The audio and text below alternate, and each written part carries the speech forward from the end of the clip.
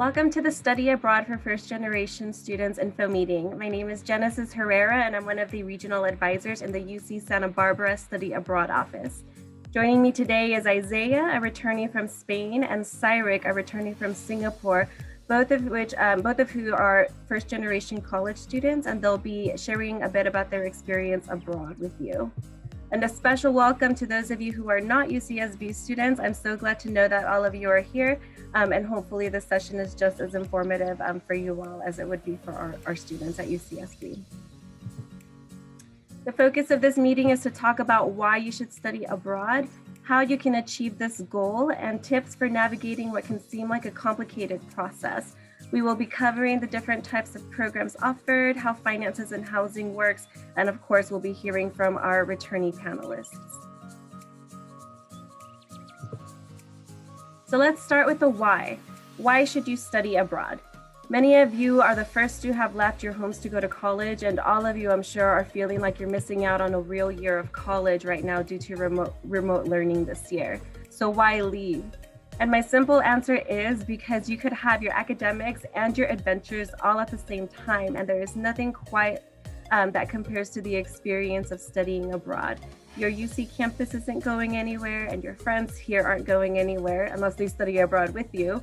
So why not give yourself this opportunity? This could be you, and this is a past first-gen student and Promise Scholar, Michelle, who studied abroad in Madrid, Spain. The photo on the left is her at her host university, and the photo on the right is of her on a weekend trip to Ibiza, I believe. So as you can see, you really can have both academics and adventure all at the same time. Each UC campus works with different types of programs that are offered around the world. I will use terminology that we use at UCSB throughout the presentation, but if you're from another campus, your campus may define programs a bit differently. However, I would nonetheless say that most programs would fall into these categories. So let's start with immersion programs. Immersion programs are the type of program where we take you from your UC campus, place you at a different host university around the world where you will live and study like a local student would. You attend classes with local students, choose your own courses for the most part, and perhaps take courses in the country's local language if English is not spoken. These are typically the most flexible with your courses, with your free time, and with your living arrangements. Isaiah participated in an immersion program at the University of Barcelona in Spain. Isaiah, could you tell us a bit about your time abroad and what was it like living and studying like a Spanish student? Yeah, of course. So hi everyone, I'm Isaiah. I'm a fourth year global studies and Chicanx double major, and I studied abroad in Barcelona, Spain. So my experience abroad was honestly pretty life-changing. When I first got there, it was a little intimidating because I didn't know what to expect. And as a first gen, having to navigate that on your own in a new country is very daunting. But in all honesty, you have such a good support system there at the university because there's a study center. So I felt I was fine, honestly. It took me like a week or two to kind of adapt to the culture.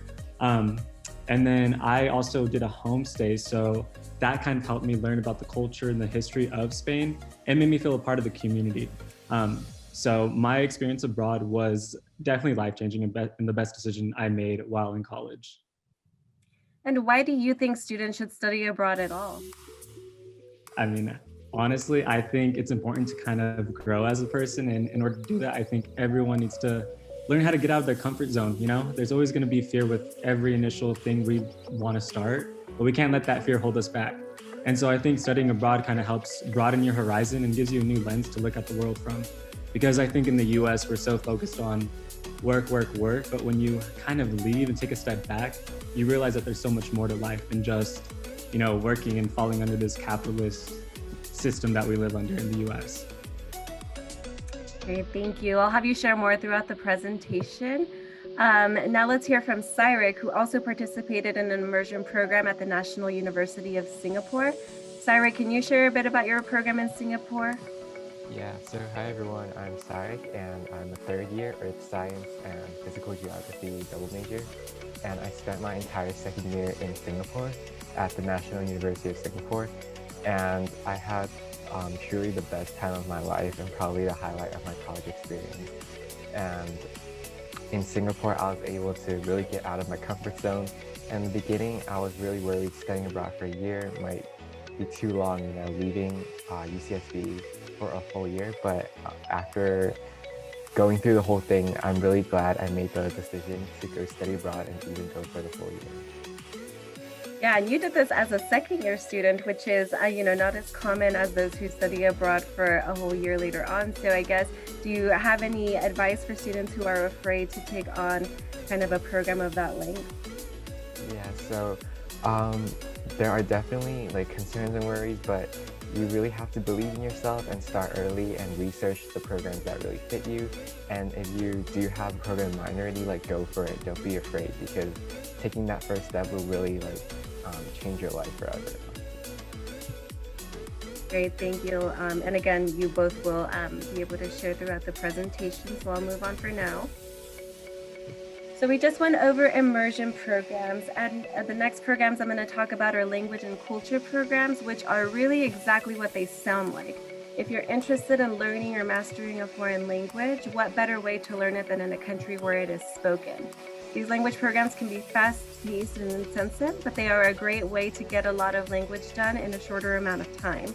For example, instead of taking French 1 through 3 or something like that over the course of a full year, you could potentially go abroad and do that over the span of a semester, kind of, knocking out 2 goals at one time.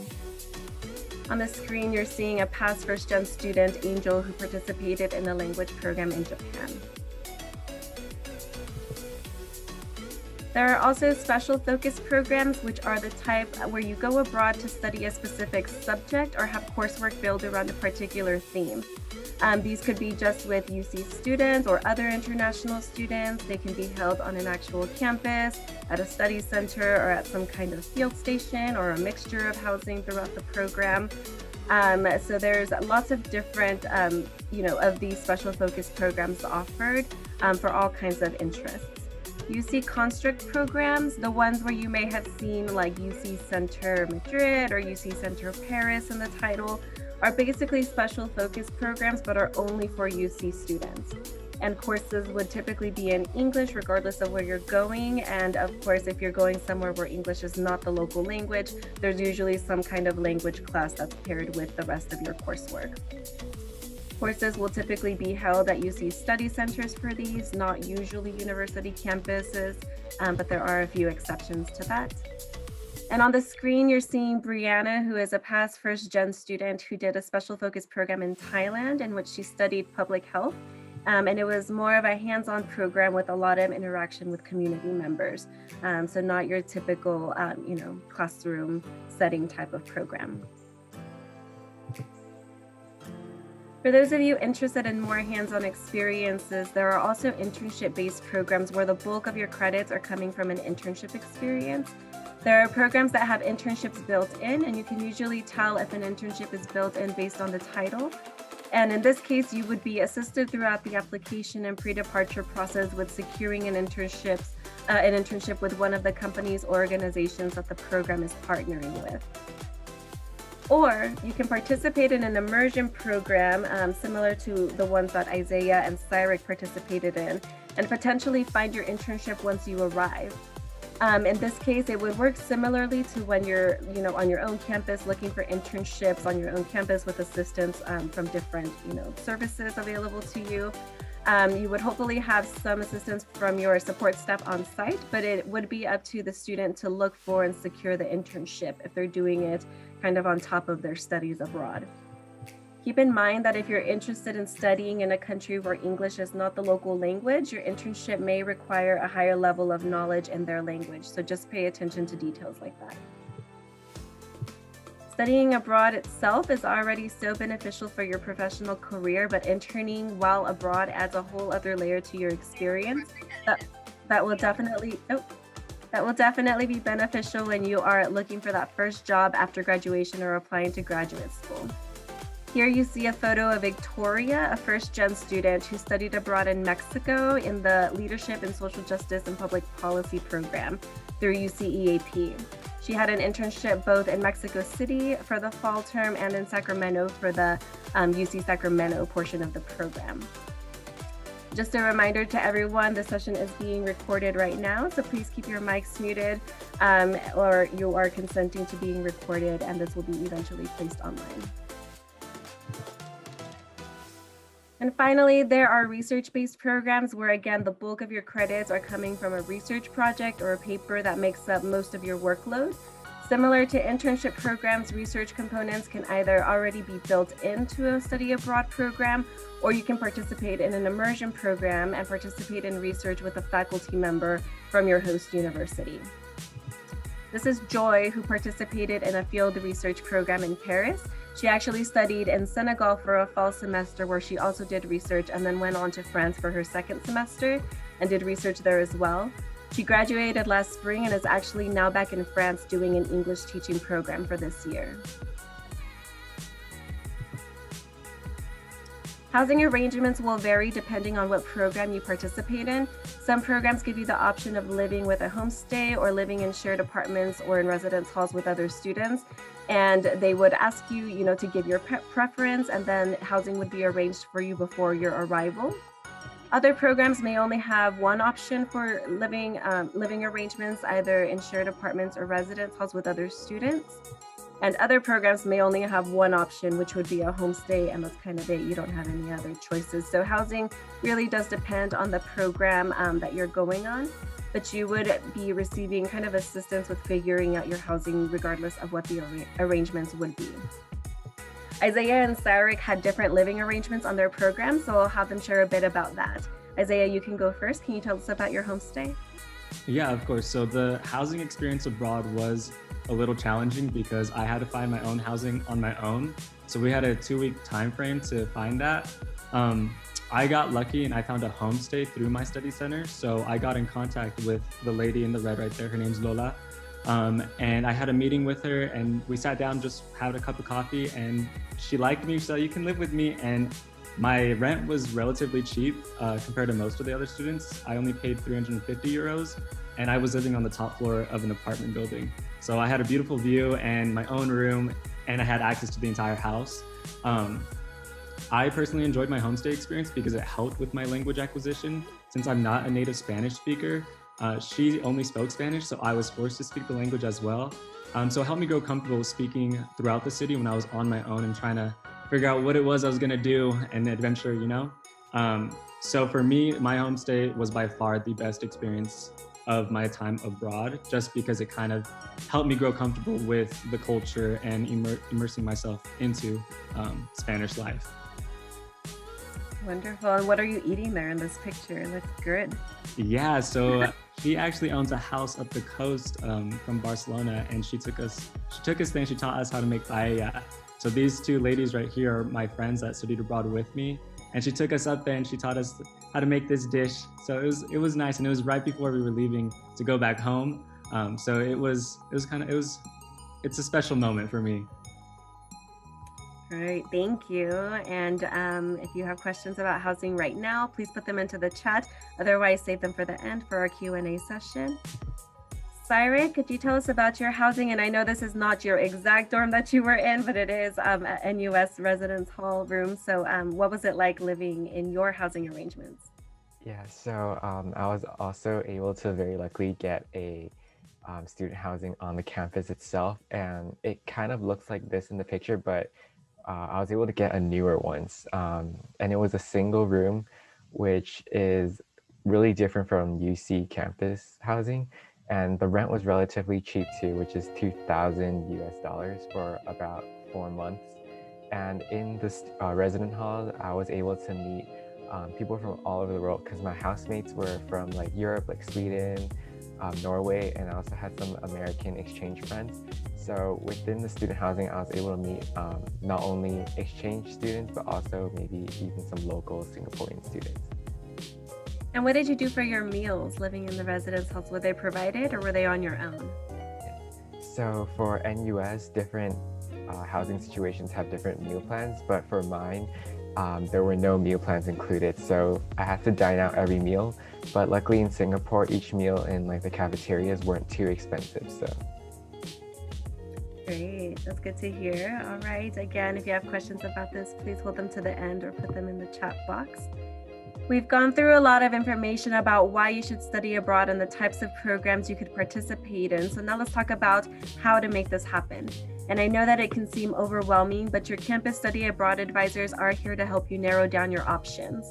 At UCSB, we only advise for programs that are run through the University of California's Education Abroad Program, or UCEAP for short, which is the official study abroad provider for the UC system. UCEAP offers programs in over 40 countries, and its programs are available for students on every campus. If you are a student at another UC campus, not UCSB, your campus may actually offer more programs that are not through UCEAP in additional locations. So it is important to check with your own campus study abroad office to know what your options are. In general, we like to encourage students to think outside the box a little bit when deciding on what country to study in. I think naturally students' minds most often jump to European countries first, and there are so many wonderful programs in Europe, but there are also many wonderful programs on other continents as well. So we highly encourage students to at least consider some other locations that are not so typical, such as programs in Africa or the Americas. So I'll speak only for UCEAP programs right now, but I'm assuming it's similar with other providers as well when it comes to our support staff on site. On UCEAP programs, there will always be support staff for you on site on any of our locations. The on-site staff can sometimes be, a larger full team of people dedicated only to our students or only to, the international students coming in. It can be a smaller team of folks, maybe, around 5 or even under 5, or sometimes it can just be like 1 or 2 coordinators that are there to support our students. Whatever the arrangement may be in a location, our students can rest assured that they will have academic, emergency, and cultural support on site. These are the people who greet you all upon arrival and have your mandatory on-site orientations. They're the ones who help you figure out your classes and your housing, and they are the ones who coordinate activities through. Please keep your mics muted. We're recording this session. As I was saying, the on-site staff are also the ones who plan activities throughout the term or recommend activities for students to do. And in the case of an emergency, these are the folks who are responsible for making contact with all our students, getting them assistance if needed, and reporting back to us here in California. These folks are all trained in international health and safety response and have protocols in place for assisting our students should emergencies arise. Please keep in mind that we can never 100% guarantee anyone's safety, just the way we can't fully guarantee someone's safety on any UC campus. However, please don't worry about being completely alone in a foreign place, because wherever you go, there will be staff there to assist you. And please also share this information with your families, as I know this is one of the biggest concerns that families of first-gen students have. Isaiah and Cyric, is there anything you can share with us about your study center staff on site? Anything that stands out? Yeah, so my study center staff, they were very helpful and very keen on our safety. So every time we decided to travel outside of Spain, we had to sign a travel sign-out form. And this just notified the study center that we weren't in Spain at that time and where we were going, just in case something did happen. Because during the time I was out in Spain, there were a lot of protests going on because there was the political climate was a little hectic out there. And so she would just message us and to make sure that we were okay.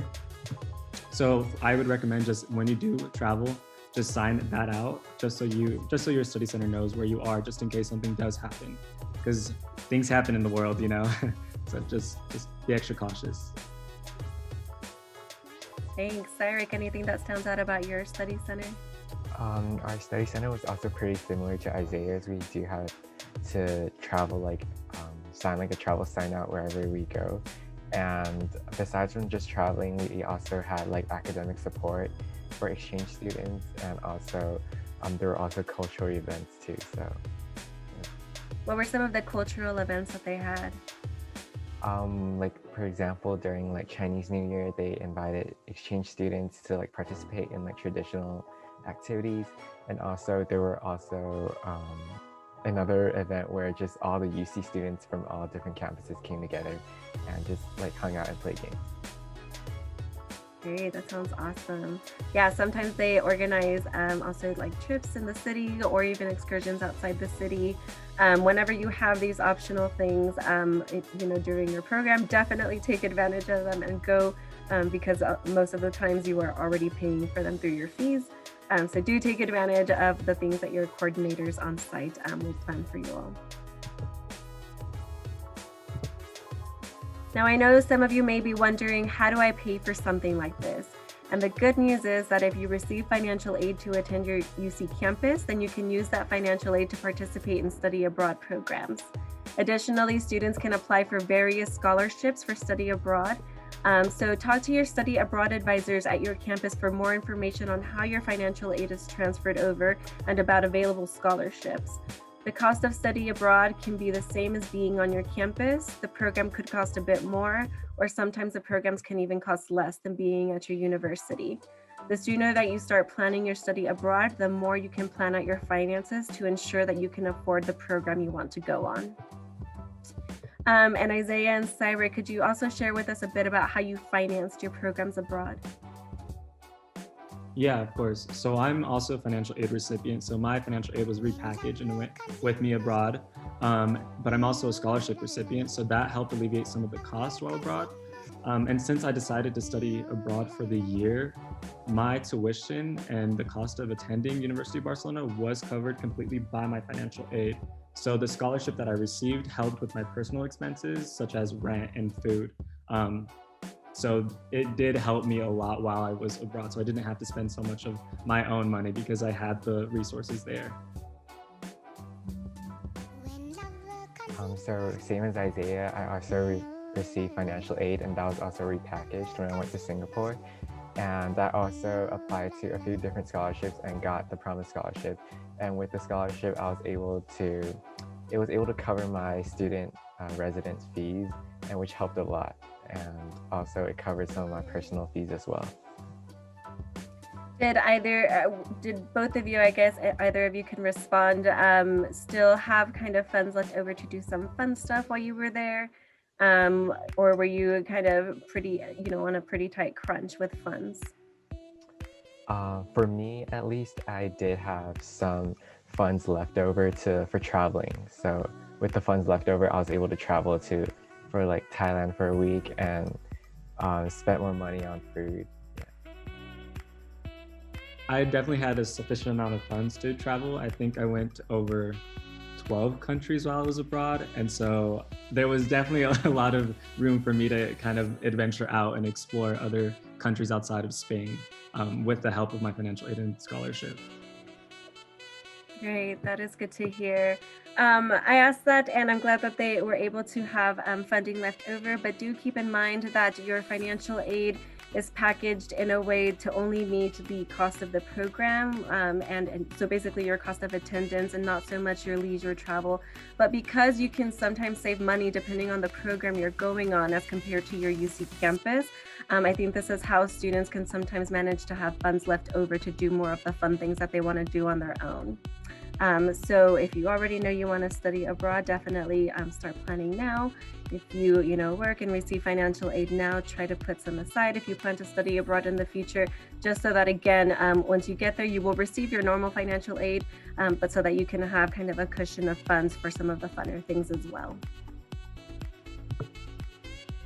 So now let's talk about some tips to get you all started and to navigate this process.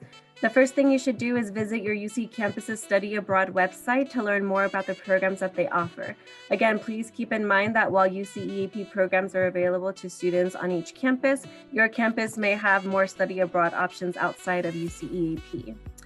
So once you have looked through some programs offered and gathered information online, connect with your study abroad office's advisors or peer advisors to discuss your plans and ensure that the program you are choosing is a good fit for your academic, professional, and personal goals. Each campus also has a different application process, different application deadlines, and different policies when it comes to study abroad. So make sure that you are aware of your own campus's requirements and procedures and ask for help when needed. All of the UC Study Abroad advisors are amazing people. We work together pretty frequently, and I think I can speak for everyone and say that those of us who do this work do it because we truly believe in the value of study abroad, and it is more than just a job for us. We're all rooting for you to be able to have this wonderful experience, especially as first-generation students. So please connect with us if you need any assistance through this process.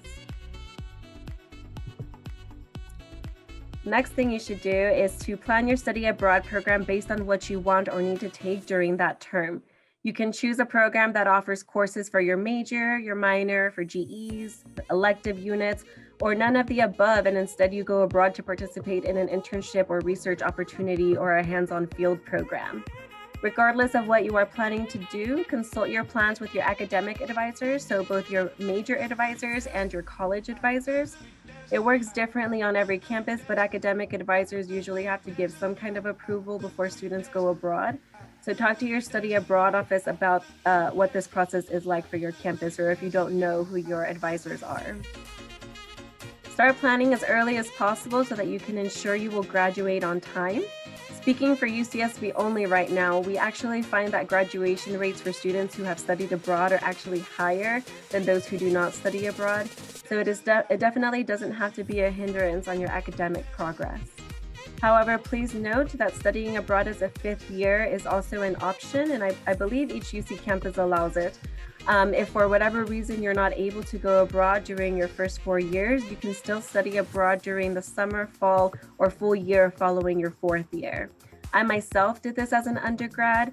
I held leadership positions every year that I was in college, and I also didn't have a very good GPA early on in my college career. So I improved my academics and I decided to take a 5th year to go abroad. I finished my major and GE requirements, but left some elective units to take during my 5th year in Rio de Janeiro, Brazil, where I studied for an entire year. So Isaiah and Cyric, you both are double majors. I don't think you mentioned what they were. So if you could state your majors and share with us how you planned your academics in a way that would allow you to study abroad and graduate on time. Yeah, of course. So I'm a global studies and Chicanx double major. So I went in knowing that I wouldn't satisfy any requirements for my Chicanx major just because it's very specific to the Mexican American experience. But global studies is a very broad major. And so I had quite a selection to choose from when choosing classes. So I didn't have an issue there. I did have some issues with my advisor just because she didn't really guide me, but a new advisor came in and so she helped me figure out my entire schedule. So while I was abroad, when I chose my courses, I sent her the syllabi and she kind of cross-referenced to check to see if they would actually satisfy some of my requirements. She couldn't guarantee that they would at that moment, not until I returned to UCSB, but she said that the likelihood of it counting towards my major was high. So I just followed that and ended up working out in my favor. So all the courses I took satisfied my major requirements for my global studies. So at this point, I only have one more course left for my global studies major, and now I can focus on my Chicanx major.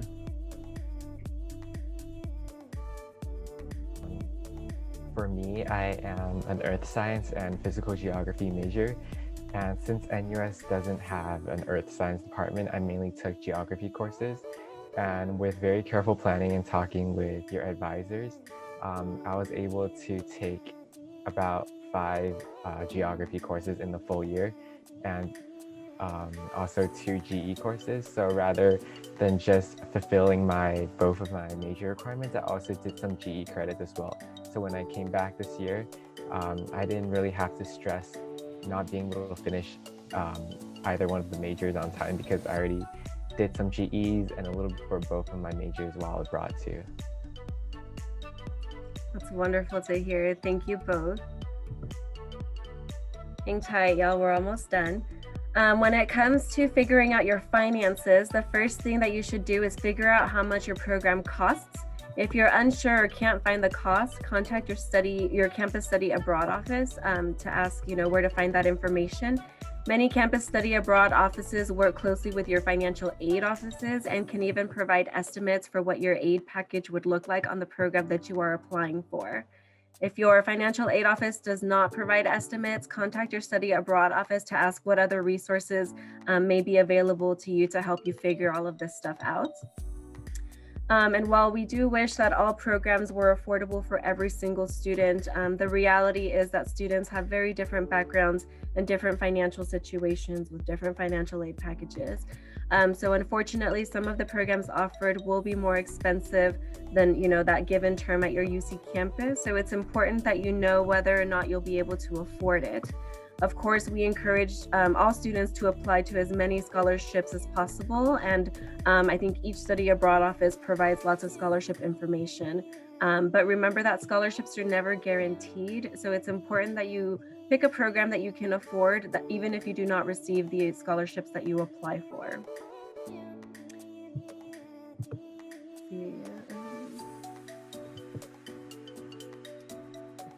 And finally, include your families in your plans.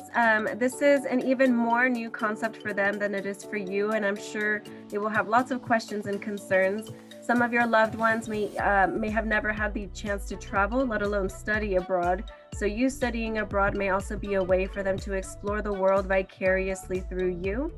Let them be a part of this important process. And we find that when students allow them to be a part of the process, it encourages parents to kind of be more open to the idea of letting their child or loved one study abroad. I will speak for UCSB only right now, but I'm sure other campuses are open to this as well, and say that I'm always happy to speak to parents in general, but especially parents of first-gen students who may not understand why this is something their child or loved one would want to do. I'm lucky to also speak Spanish, so I'm always happy to communicate with families who only speak Spanish. And if that is the case for you, check with the staff at your campus study abroad office to see whether they can speak with families in languages other than English. I'd like to play this video for you, and although it is addressing Latinx parents, I think what the students talk about applies to students from many different backgrounds who have tight-knit families. So I will go ahead and play this now.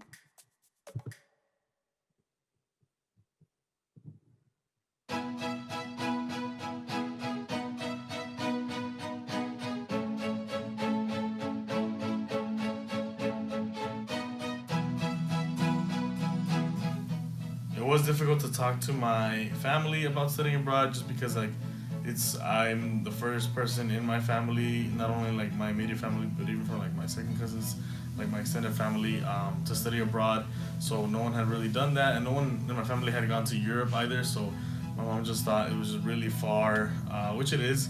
But so there was definitely a lot of concern, a lot of safety concerns. But I just explained to her, it can be dangerous anywhere. Like there's danger everywhere. So like there's no reason for that to hold me back.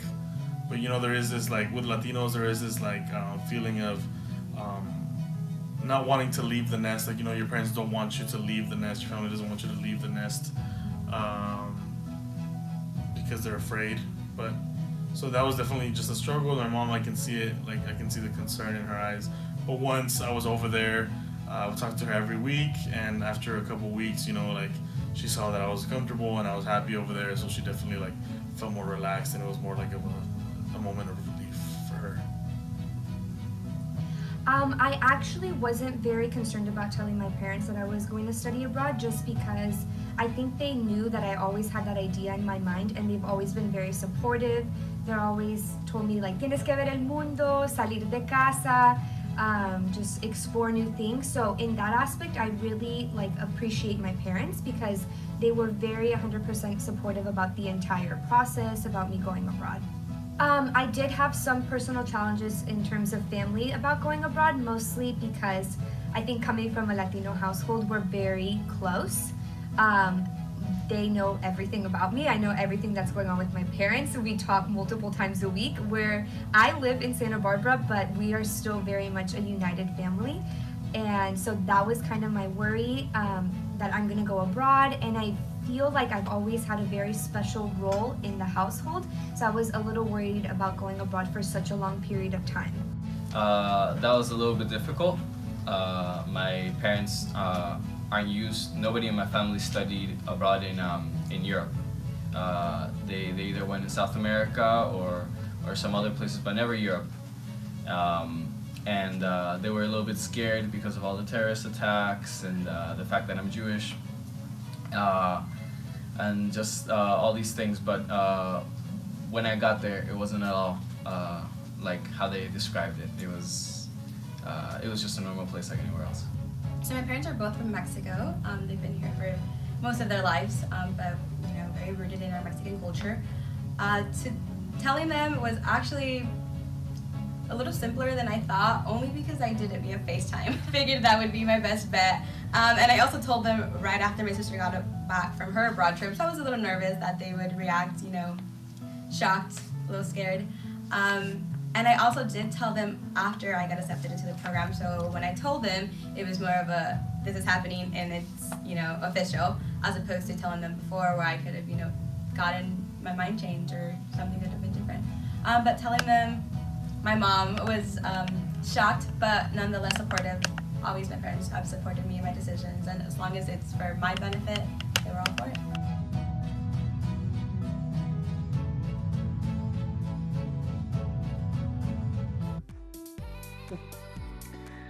All right, so my final words of wisdom and advice for you all are to find a program that you will fall in love with. This will be different for every single student, so go somewhere that will make you happy, and don't be afraid of going somewhere if you don't know anyone else who's going, because you will meet so many people and make friends along the way. I was also a first-generation student raised by a single mother in the Central Valley, and people hardly left Bakersfield to go to college, let alone leave the country, to study elsewhere. And I am so glad that I took a chance on this, because when I arrived in Rio de Janeiro, it really was like love at first sight. And I not only survived in this foreign place, but I also thrived in my studies as a person and as a young professional. And I wouldn't be, in the career I am now had I not gone abroad and done this. But more importantly, I was able to discover an entire world out there, outside of Bakersfield and outside of UCSB. And y'all, the world out there is an incredibly beautiful and culturally rich place. Know that so many other first-gen students have done this before you, so you can do it too. That concludes our presentation. Thank you everyone for attending, but please do stay a bit longer if you can for our Q&A session. I will go ahead and stop recording now.